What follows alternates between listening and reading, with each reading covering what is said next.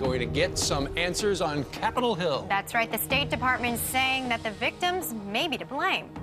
And Congressman Issa joins us live from D.C. ahead of today's Capitol Hill hearings. Good morning, Congressman. Good morning. And that it will be a lot of the story is people trying to cast blame on Chris Stevens for being reckless. But today, mostly what we're going to hear is that the State Department's own investigation, so-called Accountability Review Board, has had no accountability. Every single person identified by that board is back on their job, never having lost a day's pay. Yeah, where's the hole in Pickering's testimony? Where's the hole that you need answered directly and filled today, along with Admiral Mullen?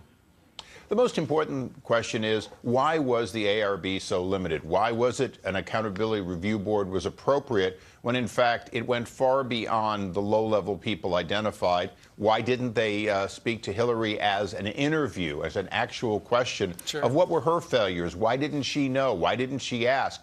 Why wasn't the president engaged in an active way? From what you know, Congressman, Ambassador Kennedy has testified that nobody had asked him for increased security for Tripoli or Benghazi, suggesting that the embassy had not gotten around to that.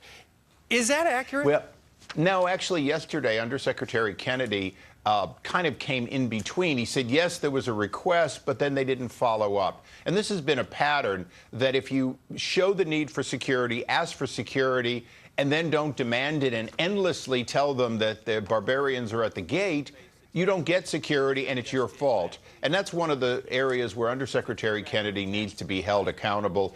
He knew all the information. It was reported to him. And he just basically has said yesterday they didn't demand it enough, so they didn't get it. I want to ask you about another player. Will you be recalling Hillary Clinton to testify? You know, at the end of the day, she's the accountable officer, and we do want to know why she didn't seem to be more engaged. And certainly we want to understand these memos going back and forth where her name is on it as though she's reading or engaged, including from Undersecretary Kennedy, whether or not she really knew about them. And then ultimately, this policy of normalization that goes to her desk, was it, in fact, one of the mistakes that led to Ambassador Stevens and the other three's deaths? Well, the last time she was called to Capitol Hill, it went so well. Here's a snippet for people to remember. With all due respect, the fact is we had 4 dead Americans. Was it because of a protest, or was it because of guys out for a walk one night who decided they'd go kill some Americans? What difference at this point does it make? That was to Senator Ron Johnson. You were not there here in the House. What would you have liked to say to that? I think I would have followed up with all due respect, Madam Secretary, both of the examples you gave are not the case. It was a pre-planned terrorist attack, and that does make a difference. It does.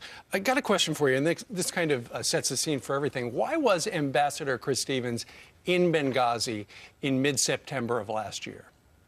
Our best information from direct testimony from Gregory Hicks, the #2 there in Libya, was that he was doing the preparatory work because Hillary Clinton wanted to have a permanent presence in Benghazi. By December, she wanted to be in Libya to announce it. And if that's true, as suspected, then, in fact, to a great extent, he was going there either to see if it was possible or to bring the evidence back to dispel any chance that Benghazi could be ready by December to be a permanent mission. That's interesting. You know, there's that other story floating around that perhaps the CIA was in that area trying to gather up some of the weapons that we had given the Libyan rebels so they could cart them over to Syria to give the rebels over there. Well, there was a large CIA presence. That's now become public. But I think in this case, we want to focus on the question of why wasn't there adequate security? Even if the ambassador wasn't there, there were other Americans inside that facility. Had there been an attack and the ambassador wasn't there, security was simply not good enough. No kidding. He's chairman of the Oversight Committee. Issa, thanks so much for joining us this morning. You're going to have a big day. Thanks, Congressman.